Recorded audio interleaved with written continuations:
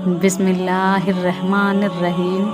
شروع اللہ کے نام سے جو بڑا مہربان نہایت رحم والا ہے۔ چینل کو سبسکرائب کر دیں۔ ہمارا مقصد ہے آپ لوگوں تک اچھی باتیں پہنچانا۔ حضرت ابراہیم علیہ السلام اور نمرود کا واقعہ۔ اس زمین پر ہزاروں سال پہلے مشرق اور مغرب پر حکومت کرنے والا ایک بدترین بادشاہ جو اپنے آپ کو خدا کہتا تھا، اس کا نام نمرود بن کنعان بن شام بن نوح تھا۔ اس کا تخت بابل تھا۔ یہ پہلا وہ بادشاہ تھا جس نے سب سے پہلے تاج اپنے سر پر رکھا تاکہ لوگوں کو معلوم ہو کہ ان کا خدا نمرود ہے۔ ایک رات نمرود نے ایک خواب دیکھا کہ ایک تارا آسمان میں اس طرح سے چمک رہا ہے کہ اس کے نزدیک سورج اور چاند کی روشنی بھی پھیکی پڑ گئی ہے۔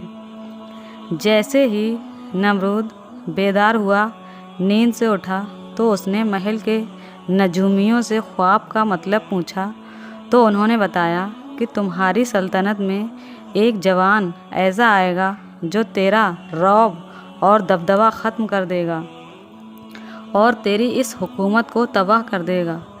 بس نمرود نجومیوں کی یہ بات سن کر ڈر گیا اور ہزاروں بچوں کو مروا دیا اور ایک فرمان جاری کیا کہ مرد عورتوں سے دور رہیں۔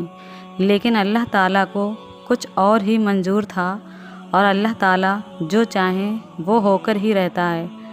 اللہ تعالیٰ نے اپنے خزانے میں سے اپنے خلیل یعنی اپنے نبی حضرت ابراہیم علیہ السلام کو دنیا میں بھیجا۔ تاریخ نے لکھا کہ جب حضرت ابراہیم علیہ السلام کی پیدائش ہوئی تب حضرت ابراہیم علیہ السلام کی والدہ کئی سالوں تک اس علاقے سے باہر رہیں، لیکن نمرود کے ظلم کے ڈر سے انہوں نے اپنے بیٹے یعنی حضرت ابراہیم علیہ السلام کو ایک غار میں چھپا دیا اور بیٹے کو دودھ پلانے وہ غار میں آتیں اور دودھ پلا کر واپس بابل چلی جاتیں۔ تقریباً 7 سال تک آپ کی والدہ اس غار میں چھپ کر اپنے بیٹے کی پرورش کرتی رہیں۔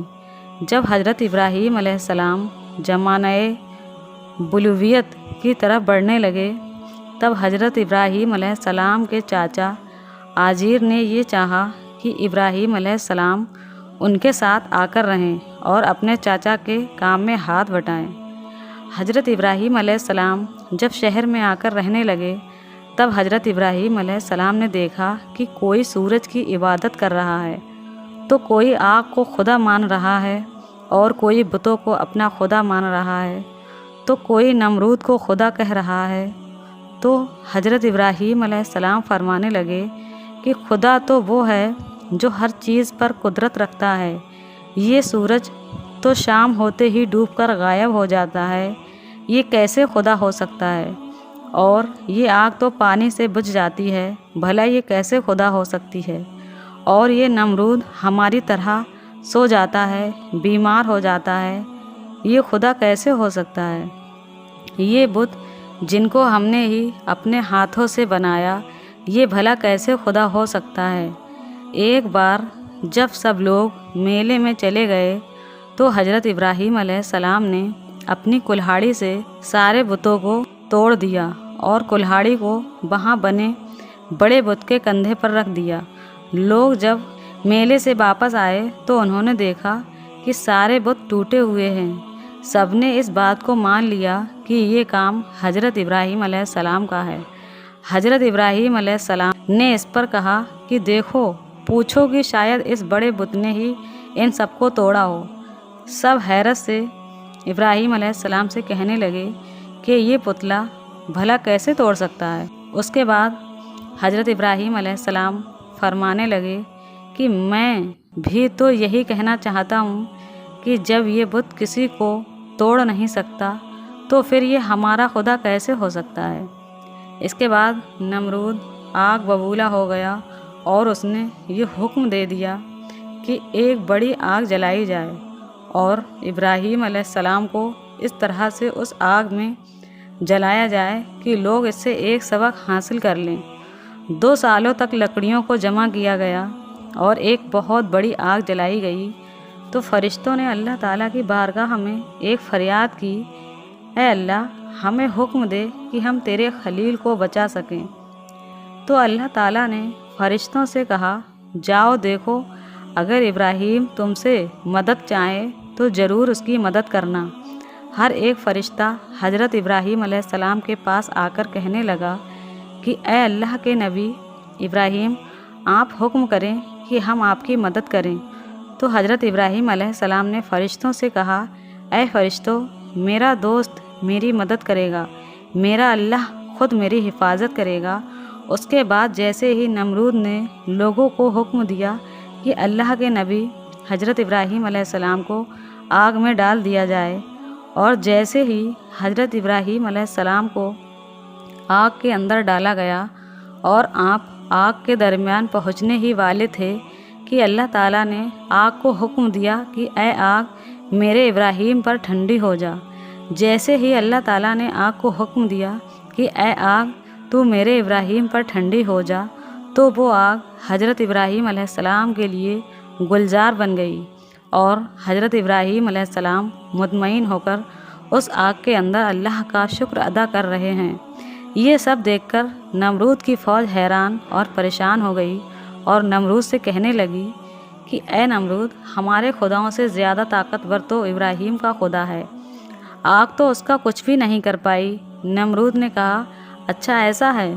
اس کے بعد حضرت ابراہیم علیہ السلام کو بلا کر نمرود ان سے کہنے لگا، جاؤ اپنے خدا کو کہہ دو کہ کل وہ اپنی فوج تیار کرے، اور میں بھی اپنی فوج تیار کرتا ہوں، کل مقابلہ روبرو ہوگا۔ نمرود جو پوری دنیا پر حکومت کرتا تھا، اس وقت زمین کا سب سے بڑا بادشاہ تھا۔ اس نے اپنی فوج کو تیار کیا، اور ایک اونچی عمارت پر نمرود کھڑے ہو کر کہنے لگا کہ کوئی ہے مجھ سے طاقتور تو میرے سامنے آئے اور میرا مقابلہ کرے۔ اس کے بعد اللہ تعالیٰ نے مچھروں کو حکم دیا کہ جاؤ اس نمرود کی فوج کو ختم کر دو۔ اچانک وہاں بڑے بڑے مچھر آئے اور نمرود کی فوج کے ایک ایک شخص کا خون اور گوشت کھا گئے۔ نمرود بہت حیرانی کے ساتھ اپنی فوج کا یہ حال دیکھ ہی رہا تھا کہ اچانک ایک لنگڑا مچھر نمرود کی ناک میں گھس گیا۔ نمرود پریشان ہو کر اپنے سر کو دیواروں پر مارنے لگا، کوئی مجھے بچائے۔ لیکن افسوس، اللہ تعالیٰ کا عذاب جب آتا ہے تو کوئی بھی کسی کو بچا نہیں سکتا۔ اس کے بعد نمرود بھاگتا ہوا اپنے محل میں آیا اور بے چین ہونے لگا، اور اپنے خادموں سے کہنے لگا کہ تم سب لوگ اپنی جوتوں کو اتار کر میرے سر پر مارو۔ اس کے بعد ان لوگوں نے اپنے جوتوں سے نمرود کے سر پر جوتے مارنا شروع کیا۔ جب نمرود کے سر پر کوئی جوتا مارتا تھا اسے سکون ملتا، کیونکہ وہ مچھر نمرود کی ناک میں سے ہوتے ہوئے اس کے دماغ میں آ کر پہنچ گیا تھا۔ وہ مچھر دھیرے دھیرے اس کے دماغ کو چاٹتا رہا۔ دوستو، تاریخ نے لکھا کہ وہ بدترین بادشاہ جو اپنے آپ کو خدا کہلوا کر اللہ کے بندوں کو گمراہ کرتا تھا، اب وہی بندے اپنے جوتیوں سے نمرود کا سر پیٹتے تھے، اور ایسے ہی تڑپ تڑپ کر نمرود مر گیا اور اس کی پوری سلطنت نیست و نابود ہو گئی۔ بے شک اللہ کے سوا کوئی عبادت کے لائق نہیں، اور وہ ہی ہے جو ہر چیز پر قدرت رکھتا ہے۔ سلام ہو اللہ کے نبی حضرت ابراہیم علیہ السلام پر۔ محترم عزیز دوستو، اس واقعہ سے ہم سب کو نصیحت اور عبرت حاصل کرنی چاہیے کہ اللہ تعالیٰ اگر چاہے تو کسی کو بھی ایک پل میں فنار کر سکتا ہے، کسی کو بھی ایک پل میں ہلاک کر سکتا ہے۔ دوستو، اللہ تعالیٰ ہر چیز پر قدرت رکھنے والا ہے۔ اس واقعہ میں ہمیں سبق ملتا ہے کہ نمرود جو مشرق اور مغرب پر حکومت کرتا تھا، جو اپنے آپ کو خدا ہونے کا دعویٰ کرتا تھا، جس کو اپنی طاقت، اپنی دولت اور اپنی شہرت پر بہت گھمنڈ تھا، اسے ایک لنگڑے مچھر نے ہلاک کر دیا۔ یہ شان ہے پروردگار کی، وہ چاہے تو کمزور سے کمزور چیز کو بھی طاقتور پر قابض کر سکتا ہے۔ اللہ ہر چیز پر قدرت رکھتا ہے، اگر وہ نہ چاہے تو ایک پتا بھی اپنی جگہ سے نہیں ہل سکتا۔ وہ نہ چاہے تو نہ ہوا چلے، اور وہ نہ چاہے تو نہ زمین अनाज उगाए, वो ना चाहे तो इंसान सांस भी ना ले सके।